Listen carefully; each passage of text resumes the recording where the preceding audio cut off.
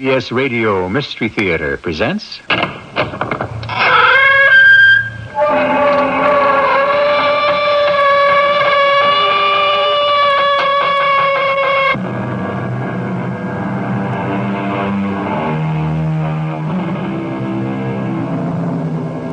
Come in. Welcome. I'm E.G. Marshall. The more we know, the philosophers say, the less certain we become. You can see how this principle applies to many people in reverse. The less they know, the more certain they grow. Civilization is based on knowledge, but in many cases what we perceive as knowledge is only a dangerous illusion. Mr. Simmons, why did you kill your wife and your best friend? That should be obvious even to a psychiatrist. They were having an affair. Why not just get a divorce? I had no choice. Besides, I'd already killed them once before. You had killed them once before? Oh, when? When? Oh, I'd say about 2,900 years ago.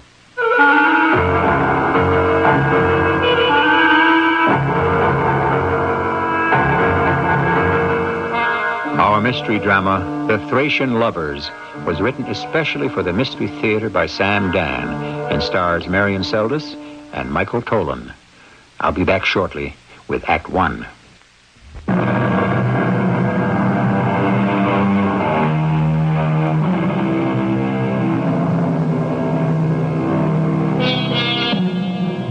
In the old days, when people wished to learn their fate, they told their dreams to a lady who was called the Priestess of Apollo. And at this point, you might exclaim, how little things have really changed. These days, we tell our dreams to a lady or a gentleman called a psychiatrist. At any rate, let us go back in time, almost 3,000 years, to a small Greek city called Delphi, the site of the sacred oracle. Approach the shrine. Who speaks? I, the priestess of Apollo. I cannot see you. It is enough that you hear my voice, the voice of the god Apollo, which speaks through me. You are... Eurybus, king of Thrace. A king in Thrace. Say more truly, chief of a ragged band of miserable cattle thieves. I am troubled, priestess. It is man's fate to be troubled. It is man's hope to find solace from the gods. And what troubles you, bandit chief and self-styled king of the Thracians? The legend. Which legend? It is said that someday the wife of a Thracian king shall be false to him with his best friend. The morality of Thrace being what it is, it may well be true. And further, the child that will be born of this adulterous union will bring fire and destruction to the entire world. Yes? That, priestess, is the legend. And what is there that the god can tell you? I have a wife, Andromache. I have a friend, Leonidas.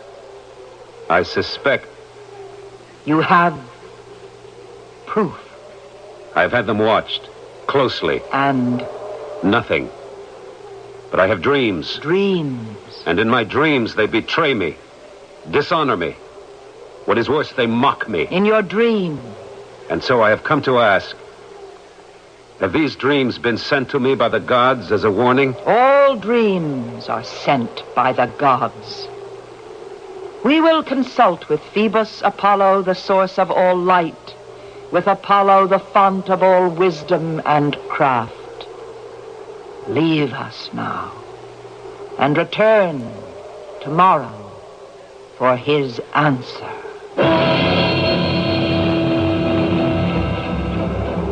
Who stands without to see the high priest of the temple?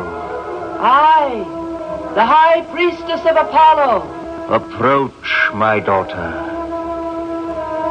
Has the priestly council studied the requests, Excellence? Yes. Let us tell him that the wife and the friend are indeed betraying him. Is it true? Does it matter? He is a mean-looking, grasping man, capable, I think, of cruelty to women. She would be a fool not to pay him out. Then why should we allow him to punish her? There are important political considerations, priestess.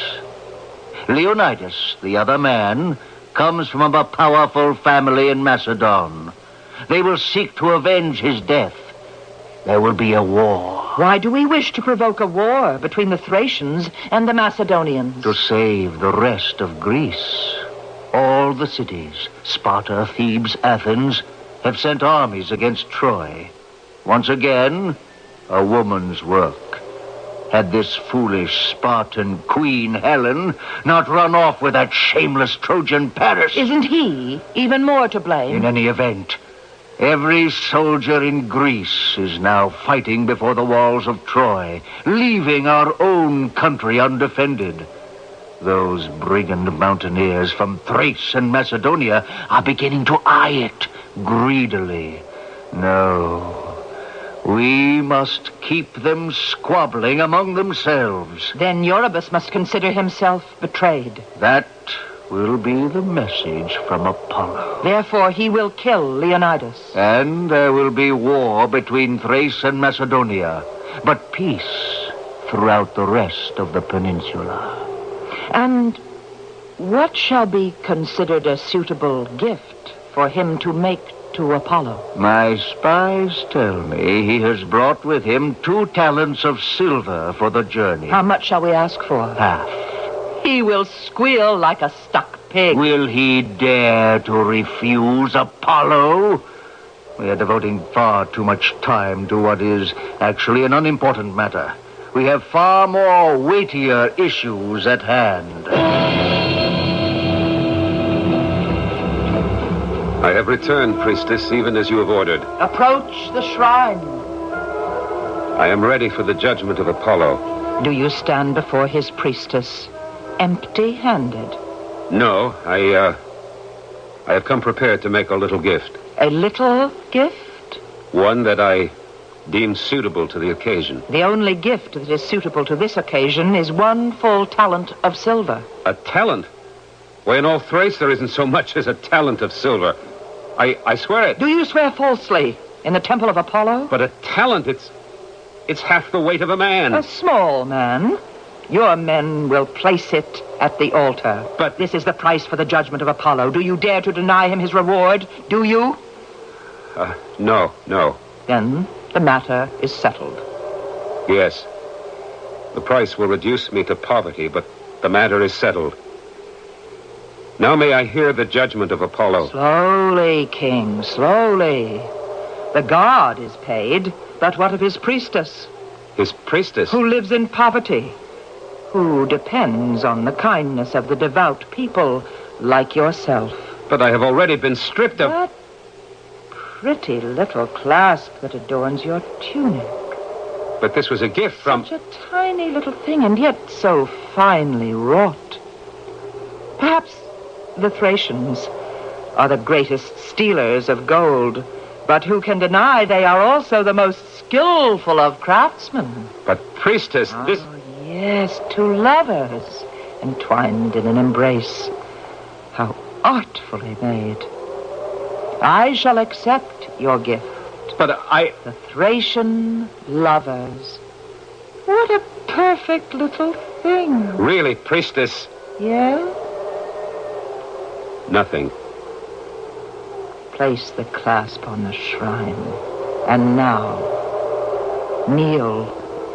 Raise your arms. Close your eyes. The light of Apollo is about to enter this temple. His voice is now in my mouth. His voice speaks through my own. Hear then the judgment of Apollo, Eurybus, son of Diomedes, king of Thrace. I know well the legend of Hecate, that a Thracian king shall wed a wife who shall betray him with a Macedonian friend. The fruit of this adulterous union shall be a son who shall destroy first Thrace, then Macedon, and then all Greece. And finally the world. Eurybus, son of Diomedes, thou art that king. No. No! Do not speak, lest thou shalt be consumed by the light of Apollo, besides which the light of the sun is but a flickering candle. Thou art that kind. Thy wife Andromache is that adulterous queen. Thy companion Leonidas is that treacherous friend. Then it's true. The legend is true. I have been betrayed. Thou hast been betrayed. I will kill them. I will have justice.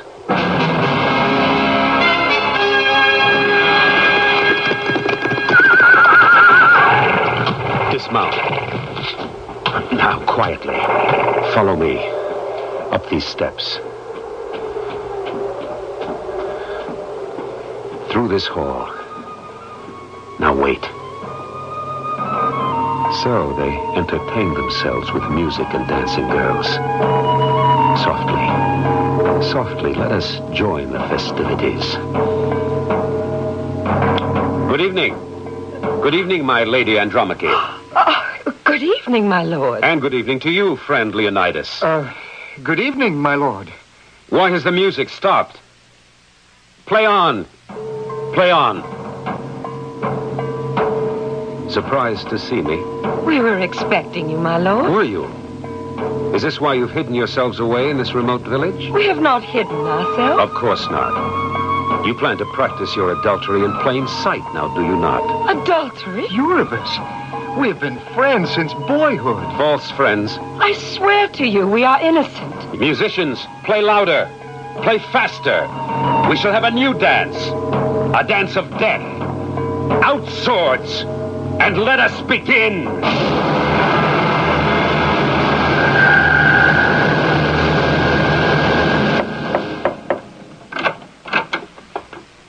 Good morning, Mr. Simmons. May I come in? Do you mind if I sit down? Thank you. You didn't come to see me this morning, so I decided to come to see you. Is your room comfortable? Does seem bright and airy. I understand you didn't have your breakfast this morning. Shall we send for some coffee? Well, as usual, we're not getting anywhere. I'm here to help.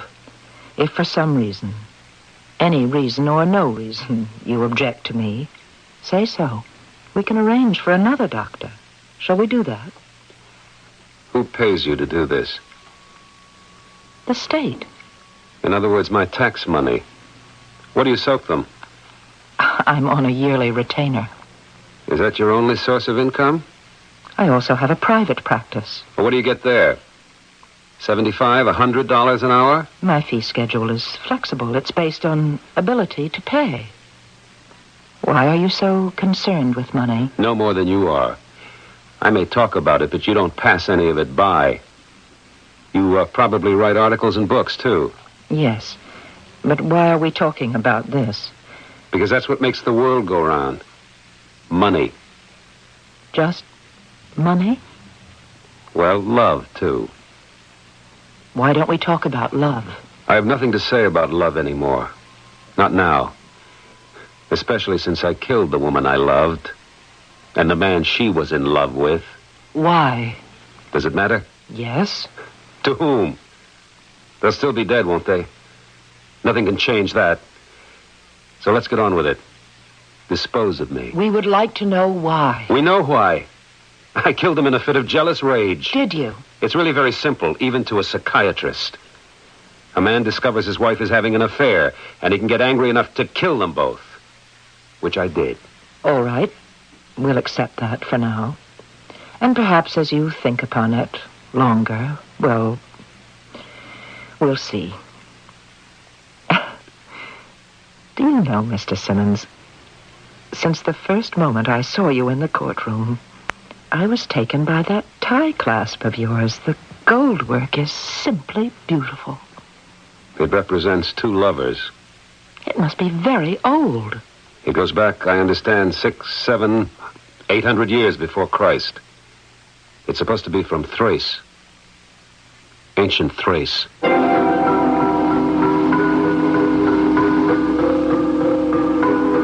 Well, here's that clasp again.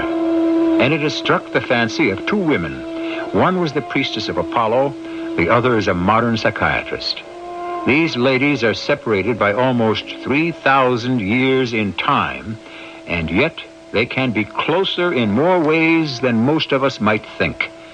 I'll be back shortly with Act Two.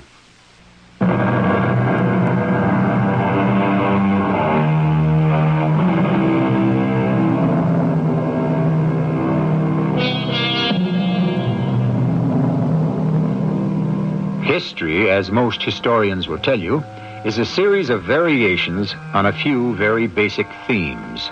Or as most of us would say, history repeats itself, which is true. And that is because we repeat ourselves. To err is human, and so we keep making mistakes. And since human beings are basically the same, regardless of where or when they lived, the mistakes are also apt to be the same. The people who lived in Thrace, or northern Greece, many years ago were expert goldsmiths, I understand. I know. Thrace. My father's family came from there originally. This was many generations ago. Well, perhaps we have something in common. I have a Greek grandmother. Do you speak Greek? No. I did with her when she was alive, but she died when I was a child. Do you? No. A pity. Perhaps too much of us has been dissolved in the melting pot. But I remember my grandmother. A tall, dark-haired woman with commanding eyes. I could see her as an ancient priestess. Well, Mr. Simmons, it appears we have something in common. Yes, you're a psychiatrist and I'm a patient. Or better, you're working for the police and I'm a prisoner. I'm not working for the police. You're working for the government. No, not for the government either. But the government pays you. I like to think I'm working for the truth. If that's your fantasy, by all means, enjoy it. Why did you kill them? They betrayed me. Betrayed? That doesn't sound like your kind of word. It's what happened. Here you are, Harold Simmons, an unassuming accountant. Oh, you do quite well. But you're conservative and peaceful. You were never known for a strong temper or inclination to violence. Perhaps I was never sufficiently provoked. But a man whose wife cheats on him, contrary to popular misconception, does not resort to violence. Statistics prove that far more often he goes to the divorce court. What does this have to do with me? Well, to begin, most shootings in these affairs occur because the aggrieved party happens to have a gun, either on his person or handy in the house. You never had one. When I found out, I went out and bought one. But records show you bought the gun a month before you killed them. Yes. Why? Why did you wait so long before you used it? I had to learn how. You just don't point and pull the trigger. You should know how to load and aim. Use the thing properly. You killed them in cold blood. Yes. And I will not claim temporary insanity. Nor shall I in any way seek to evade whatever punishment the state sees fit to give me. Why did you kill them? I've already told you. Look, I'm very tired. I didn't sleep well last night. I should like to rest now, if you don't mind. I'll tell you what, Mr. Simmons. I'll stay away for a while. I think I'll wait until you ask to see me.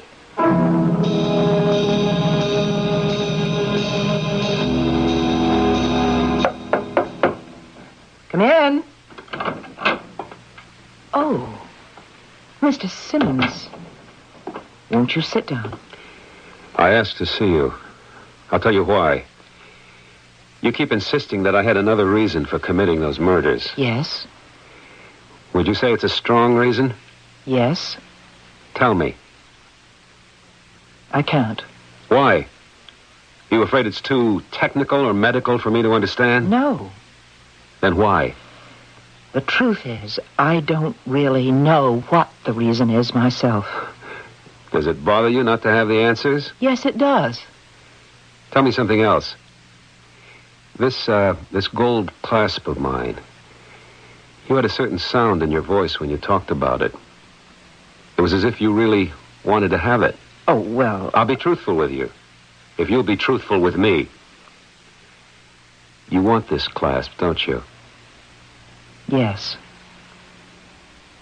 Where did you get it? It was in a small antique shop. I remember it because that was the day I found out about Andrea and Leon. I remember. It was a small antique shop near the museum. I saw it in the window. And for some reason, I just felt I had to have it.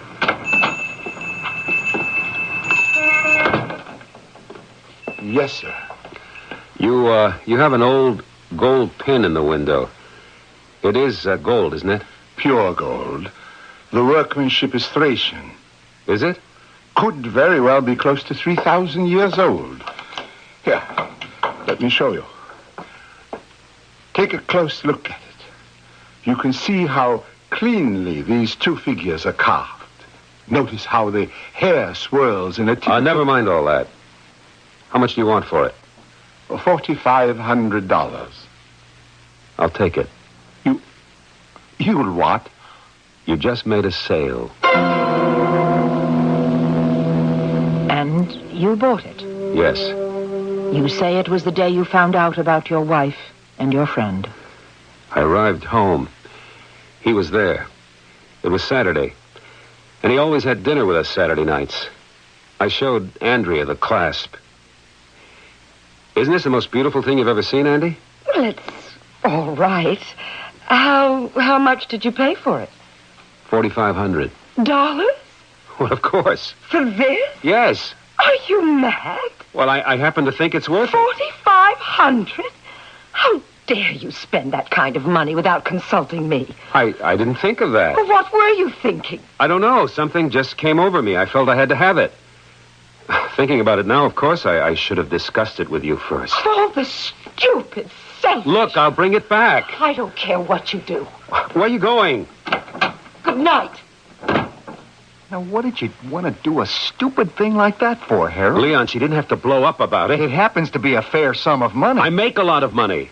And it isn't as if this thing was some piece of costume jewelry. It has investment value. Well, you got her all angry and excited. She got me all angry and excited. But it's all your fault.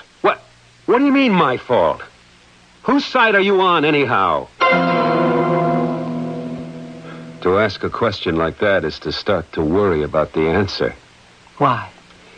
Originally, he was my friend. But after I got married, he seemed to have more in common with Andrea. They always had plenty to talk about. What does that prove? Nothing by itself. But then I started to ask, why was he always at our place for dinner Saturday nights? Shouldn't a single guy be out on dates? Wasn't he interested in having a woman of his own? Maybe he did have a woman of his own. My woman. Was there ever any proof? She'd never blown up at me like that before. Did she do it because the pressure was beginning to tell on her? And did she do it in front of him to let him know how little use she had for me? This is all supposition on your part. Everything begins as supposition. And then we begin to form it into fact. Yes, with evidence. I had evidence. I thought you said you didn't have any. I had no proof, but I had evidence. I began to remember things. For instance, I recalled how he'd reacted to Andrea the first time he met her. I wanted the girl I was going to marry to meet my best friend. We'd arranged to have a drink one afternoon. Hello, everybody. Andrea, this is Leon. Hello, Leon. Harold has told me so much about you. Well, he hasn't told me anything at all about you. Hey, that isn't true, Leon. You complained I wouldn't stop talking about her. Well, yes, you talked about her, but you didn't tell me anything. What do you see in him anyway, Andrea? Oh, he's very nice. Well, yes, he's nice enough, I suppose, but look, I can tell you this. He's lucky he saw you first. You see, even at the beginning, the very start. But that's how friends talk to each other. A certain amount of joshing. That's what I thought it was, too. But there were other things. It's hard to explain, but so obvious. In what way? Many times when we were together, it seemed that the conversation was usually just between the two of them. Why? I put in a pretty long and hard day at the office. And so most of the time, I would just want to sit back and relax.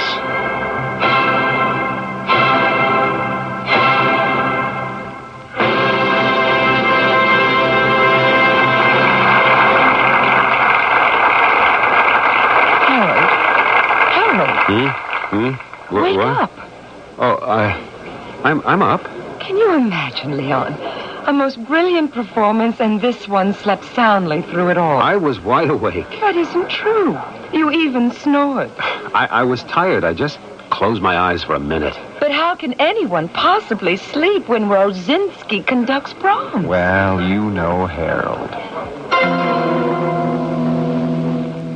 Then and there, I saw the whole thing. How? It was the way he said, "You know Harold." What about it?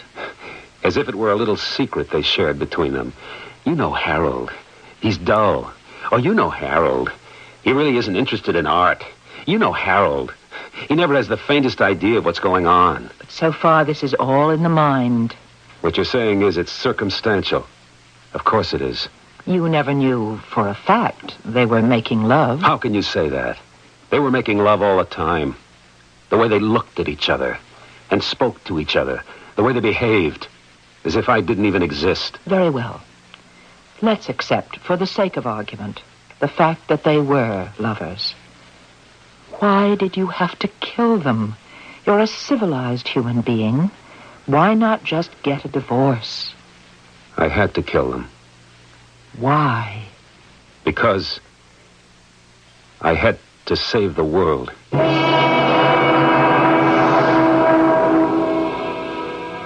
How? By killing his wife and her lover? Assuming that they were lovers? How would that save the world? And which world is he talking about?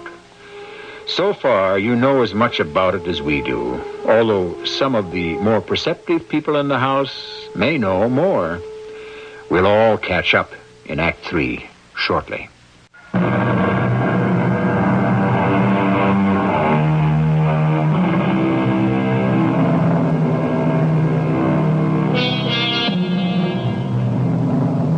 It's a very old joke. The fellow says to a psychiatrist, "You must go crazy sitting there all day listening to those weird stories people tell you." And the psychiatrist shrugs his shoulders and says, "Who listens?" That isn't fair. Most psychiatrists listen, and some of them even get involved, far more deeply than they ever dreamed they could. We have one in our story. So you killed them because you had to save the world? Yes. You don't believe it, Doctor? I believe that you believe it. What world were you trying to save? Your own quiet, well-ordered place? You don't understand. No, I think I do. It fits very well. What fits? It all comes together. A crime without passion. A murder in cold blood. The homicide committed by the accountant who examines his books, perceives an error, and proceeds to erase it. I understand it now. But you don't. There was no deception here. They didn't try to hide anything from you. How could they? Like entries in a ledger, every act was in plain view. The tone of their voices, the look in their eyes. And therefore, you decided to simply void the transaction. That isn't true. No? No. Yes. You bought a gun. You practiced firing it. And then, when you believed you were proficient enough in its use, you calmly and quietly ended their lives. No. You deny it? It's what happened. Well? Yes, it's what happened. But it's not why it happened. Why did it happen? If that's all there was to it, I would have let them live. What more could there have been? There was the child. What child? When I was just going with Andrea before we decided to get married, we spoke naturally. We spoke very frankly about many things. We were watching some children at play. Adorable, aren't they, Harold? Yes, But of course, we only see them at their cutest and their best. I suppose so. Oh, look at that young girl. She's hardly in her 20s, and she has 2 infants. That's the choice she makes. Of course. But it's not the one I'll make. Well, look at those lines in her face. She'll be old before her time. She'll miss out on the best years of her life. Maybe she doesn't think so. But I think so. I don't want children. Is that all right with you, Harold? Of course it's all right with me. There's so many things in this world I want to feel free to do. Darling, I understand perfectly. How do you feel? Well, parenthood isn't for everybody. Do we agree it isn't for us? Certainly. Well, darling, then it's settled. So, at the outset, then, you decided not to have children. Yes. Was that how you truly felt, or did you agree just to please her? No, I was happy about it. I was never good with children. Some people just aren't, you know. They're awkward, clumsy, don't know what to say or do. Then what about this child that you mentioned? We were sitting around the house one Sunday afternoon. We were watching television. It was one of those very serious and earnest programs about children who were not getting the best out of life. You know the type. Oh, yes. You probably appeared on some. Anyhow, afterward we were having coffee, Leon, Andrea, and I. And she said... Funny, isn't it? So many people who shouldn't have children, can't raise children, have no feeling for children, have a whole house full while... Yes, while... Well, isn't it obvious, Leon? While there are those who can give a child every advantage, who are educated enough to raise them properly, so many of those people never have any. Well, you're one of those people, aren't you, Andrea? Yes. Why didn't you have a child? Why? Harold wouldn't hear of it. What's this? We have a big house. We have a good income. Harold can throw away thousands on pieces of gold jewelry. We could well afford a Hey, child. now, just a minute, Andrea. The reason we don't have children is because you don't want any. I don't want any. Well, that's what you told me. What did I tell you? I remember we were sitting there in the park. Hey, listen to this, Leon. Don't put me in the middle. No, you saw these children, these tots playing, and you said... I remember exactly what you said.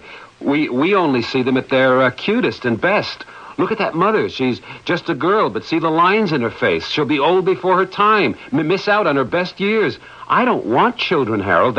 That's what you said. That's what I said? Yes, it's almost word for word. As I recall, you're the one who didn't want children. I remember you said parenthood isn't for everybody. Yeah, but only because...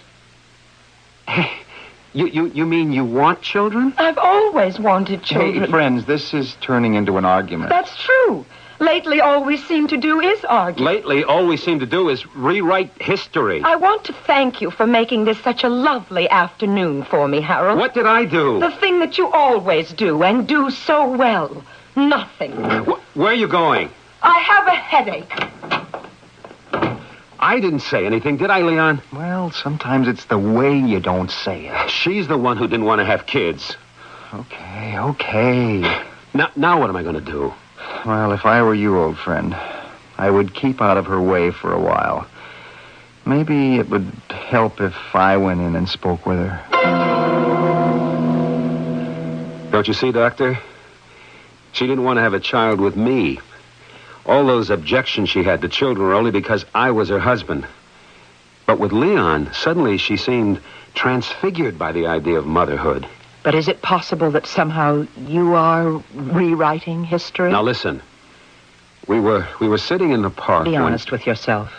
Was that the conversation that actually took place? Yes. All right. These things happen. People change. They can shift even what they consider to be their most deeply held convictions. I'm right. I know I'm right. Yes, but that doesn't change the basic facts. What basic facts? 2 people fall in love. 1 falls out. Why? Who knows why? Who knows why people fall in love in the first place? Obviously, your wife fell in love with your best friend. Why didn't you let them get married and have children if they wanted to? I couldn't. And now we arrive at the why. Tell me, Why? I can't. There's a reason, isn't there? Yes. Can you try to explain it? It's easy enough to explain. The problem is it's impossible to believe. Try me. I don't even believe it myself. And yet it was the reason I killed them. And that reason is? To save the world. No, not my little world, not my little universe, but the world. The world. This planet. How would their murder save the world? Listen to me. Finally, we had a confrontation. We were driving home from the football game. It was a very casual conversation. You know, Harold, in our day, state never used to beat tech. Now we do it all the time. Please, Leon, don't talk to Harold while he's driving. How'd you like the game? I thought it was a bore. But I could never get interested in football. Well, then why do you come to the games? To keep you happy. Which one of us do you want to keep happy, Andrea? Well, what does that mean? It means do you want a divorce? Hey, look, kid. Now, shut up, Leon. Well, Andrea? Don't you know what to say? Is it because you aren't really sure of him yet? Hold on, Harold. Look, you wanted her from the first minute you saw her, Leon. Well? Anybody have anything to say now? I don't know how far it's gone between you. But you can serve me, Andrea, or I can serve you. The papers. And that can be the end of it. Or the beginning of it, depending on who's looking at it. Does anyone have anything to say?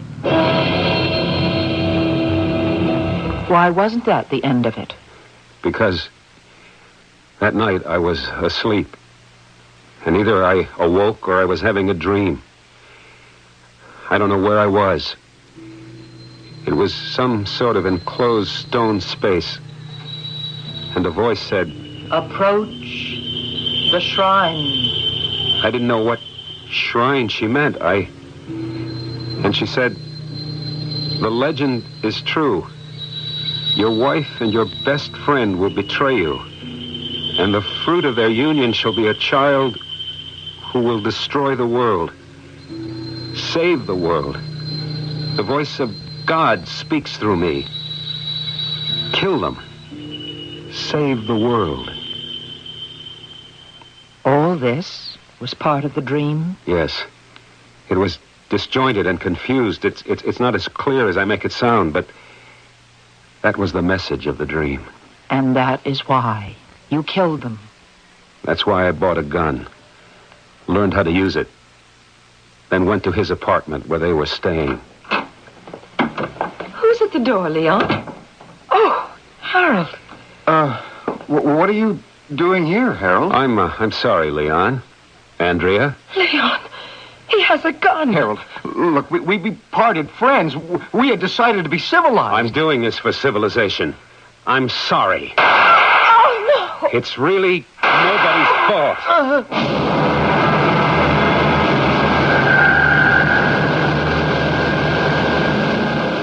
And you insist that's why you killed them? That's the truth. I don't think a jury will believe it. A jury will never hear it. I won't plead any defense. I told it to you because somehow I thought you would believe it. Why would I believe it? I don't have the faintest idea. Goodbye, Doctor. It's time I went back to my room. Yes. Goodbye. Will you take this? What? The Thracian clasp? Please. Oh, I couldn't. It's very valuable. It won't be of any use to me anymore. And you seem to love it. I'm sure you'll appreciate it. Take it. Oh, I couldn't. I'll just leave it here on your desk. Goodbye, Doctor. But...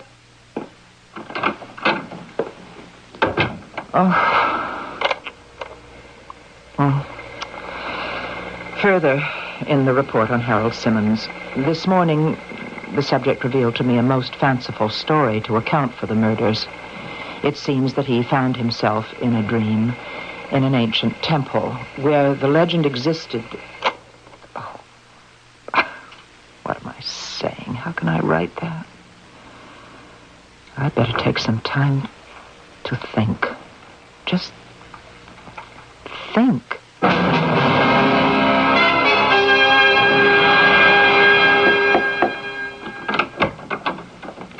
Good morning, Mr. Simmons. Oh, come in, Doctor. I've come to say goodbye. Yes, I'm leaving for the city. My trial begins tomorrow. Good luck. I see you're wearing the class. Oh, yes. I wish I could feel guilty about taking it, but I'm so fond of it. Enjoy it. The story you told me. Nobody would ever believe it. I believe it. You believe it?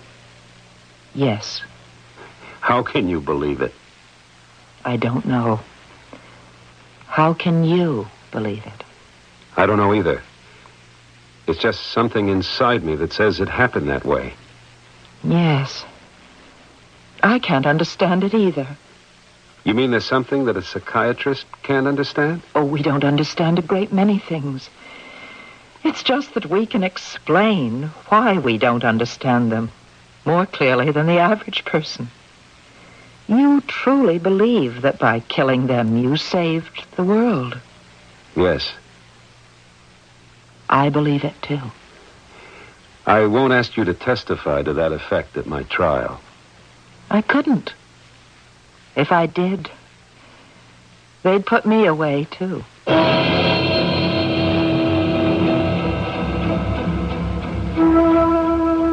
I should certainly think they would. And why not? Suppose you were sitting on the jury. But then, again, it's hard to tell. Maybe it's all in that little gold clasp. Maybe it has an hypnotic effect. Whatever it is, I'll be back with more in just a few minutes.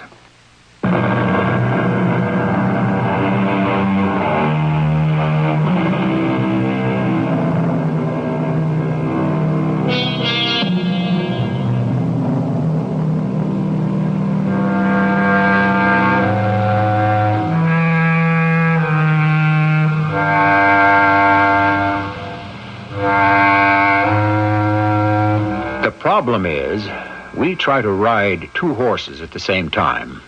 One is the plodding steed of practicality. The other is the fiery stallion of our imagination. So we are constantly torn between reality and illusion.